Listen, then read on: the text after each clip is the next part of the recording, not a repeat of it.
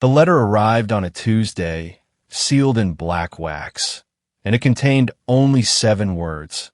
I know what you did to him.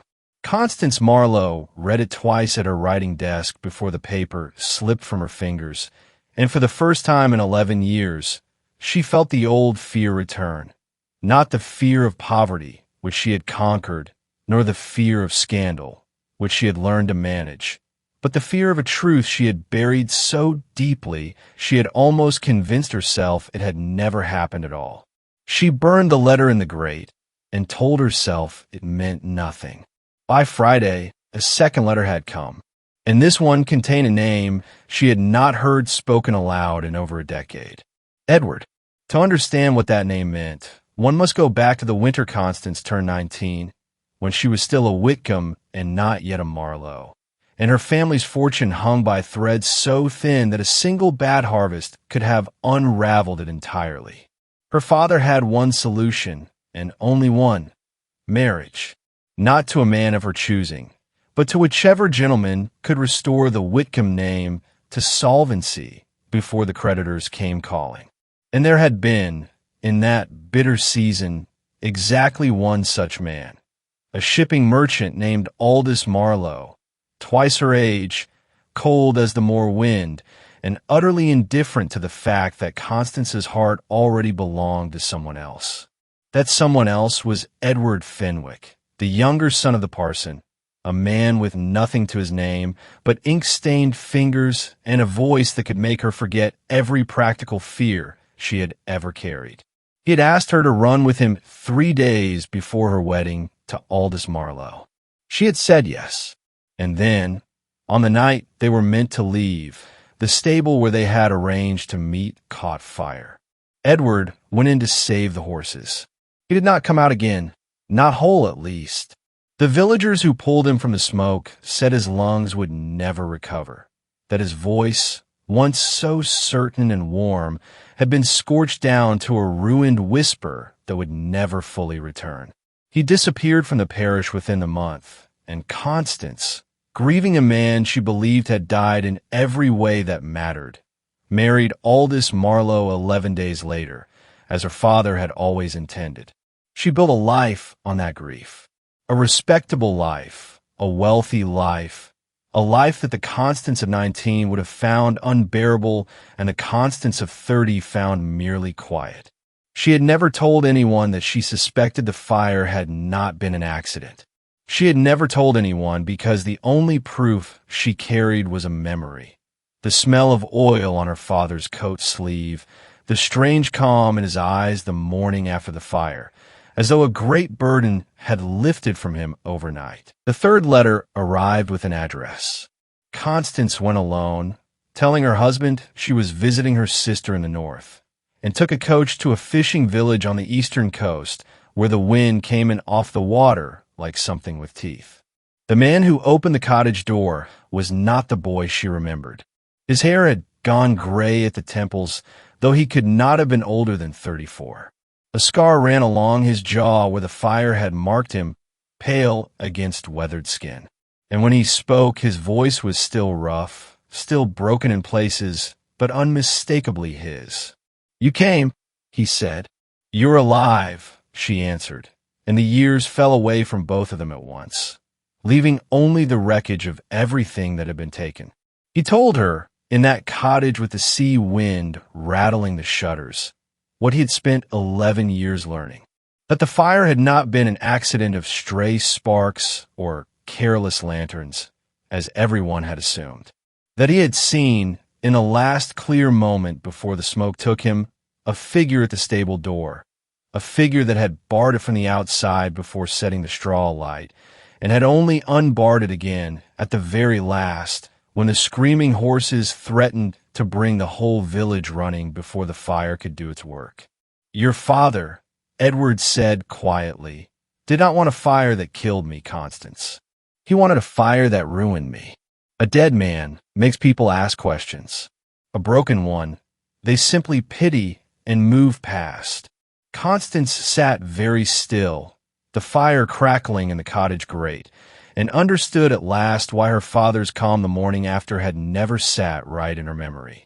He had not lost a daughter's suitor to tragedy. He had removed an obstacle, with the same cold efficiency he applied to every ledger and every debt. "Why didn't you come back?" she asked. "Why let me believe?"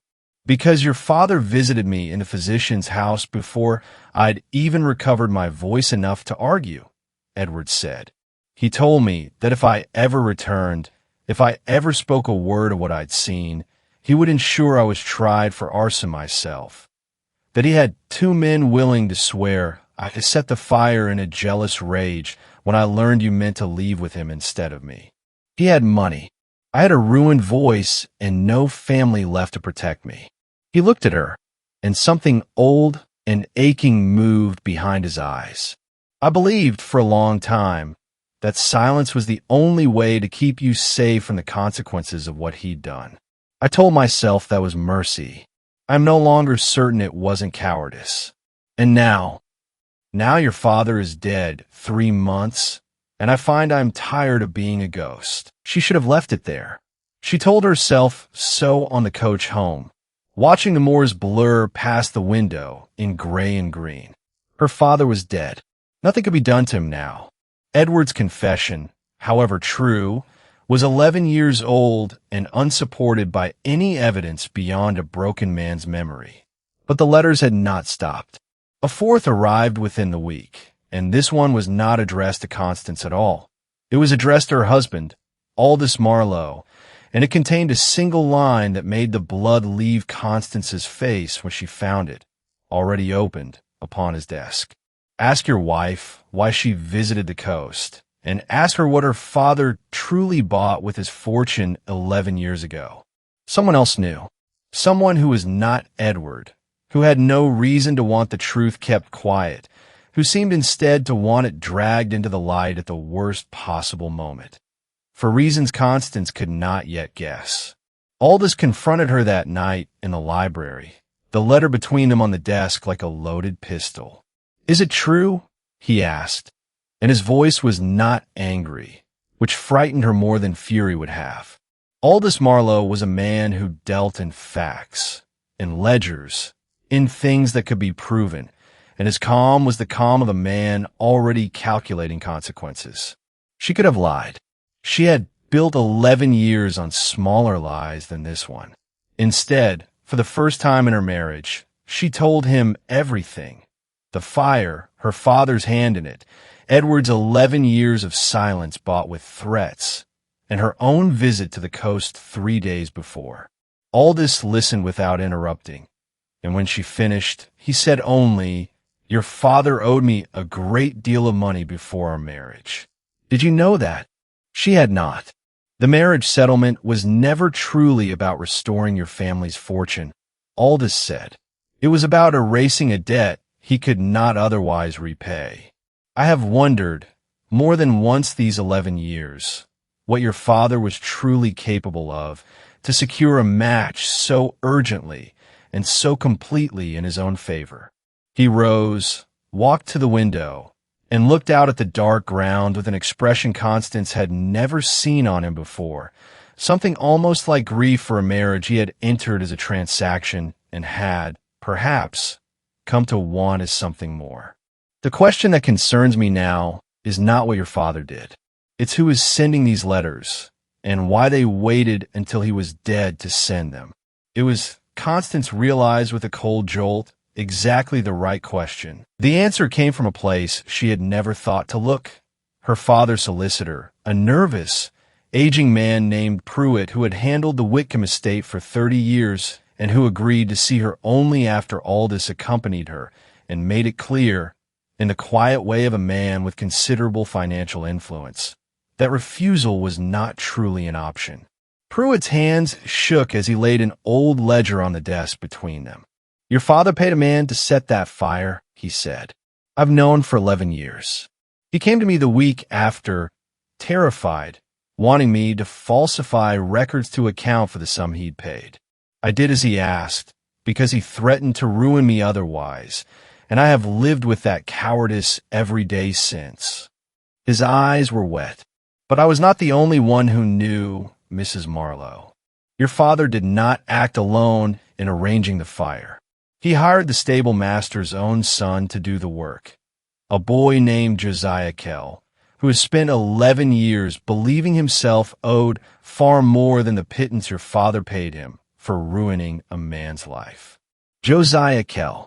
Constance had grown up alongside him without ever truly seeing him. The sullen, watchful son of a servant, always at the edges of her family's world, never quite part of it. He came to me 2 months ago, Pruitt continued, after your father's death, demanding money to keep the truth buried. When I refused, I am an old man, Mrs. Marlowe, and I find I no longer fear ruin as I once did. He told me he had other means of extracting what he believed he was owed. The letters were not confession. They were extortion. They found Josiah Kell 3 days later at the inn on the Whitcomb Estate's eastern border, and what followed in that low, smoke-stained room was not the confrontation Constance had imagined in the coach home from the coast. No righteous unmasking, no tearful admission. Josiah Kell looked at her with the flat, patient eyes of a man who had spent 11 years nursing a grievance into something sharper than guilt. Your father promised me enough to leave this county forever, he said. He paid me a groundsman's wage instead and told me to be grateful I hadn't hanged for it. I have watched you all these years, Mrs. Marlowe, living fat on a fortune built from what I did in that stable, and I decided it was time you paid what your father never did. And Edward, Constance asked, did you ever consider what you took from him? Something flickered in Josiah's face. Not quite remorse, but its distant, uneasy cousin. I was 17. Your father told me it was a groundsman's prank gone wrong that I'd be blamed for regardless, fire or no fire, unless I did as he asked. I have told myself for 11 years that I had no true choice in it. He looked away first. I have also told myself a great many things, Mrs. Marlowe, that grow harder to believe with each year that passes. It was Aldous, in the end, who resolved what threatened to become an impossible tangle of blackmail and old crime. Not through confrontation, but through the cold arithmetic that had built his fortune in the first place. A private settlement that would see Josiah Kell relocated far from the county with enough money to start again honestly, on the condition that Pruitt's ledger and Edward's testimony be lodged securely with a magistrate known to Aldous personally, to be opened only should Josiah ever attempt such extortion again. It was not justice in its purest form. Aldous Marlowe was not a man given to purity of any kind, only to outcomes that could be controlled. But it was enough to end the threat, and enough, Constance realized with some surprise, to feel like a kind of mercy toward a boy who had been used as cruelly, in his own way, as Edward had been. She visited Edward once more before the year turned, on the coast where the wind still carried that particular bite of salt and distance. What will you do now? She asked him. I've thought of leaving England altogether, he said. There is little left here for a man with a ruined voice and a stranger's face. He looked at her for a long moment. And you? Will you go on pretending your marriage was only ever a transaction? She considered the question honestly for the first time in 11 years. I think, she said slowly, that I've spent so long grieving the man I lost that I never noticed the one I actually married. Aldous did not have to help me. He did not have to believe me, or protect Pruitt, or spare Josiah Kell a fate he'd earned twice over. He chose to, when choosing otherwise would have cost him nothing but my presence in a house he never much needed me in. She met Edward's eyes and found, to her quiet surprise, that the old ache had finally settled into something gentler, not love reclaimed, but grief finally permitted to end. I think I owe him the honesty of staying and meaning it, rather than the comfort of leaving to chase a version of you that the fire took 11 years ago. Edward did not argue with her. He only nodded, once, as a man does when a debt has finally been paid in full, and walked her back to the coach that would carry her home. The last letter Constance ever received on the matter came not from Josiah Kell, nor from Edward, but from Pruitt some months later. A brief note informing her that her father's ledgers had been quietly amended, that the truth had been recorded where it could do good rather than harm, and that the fire which had once seemed the defining tragedy of her life had become, in the end, only the beginning of a much longer reckoning. She read it once and did not burn it.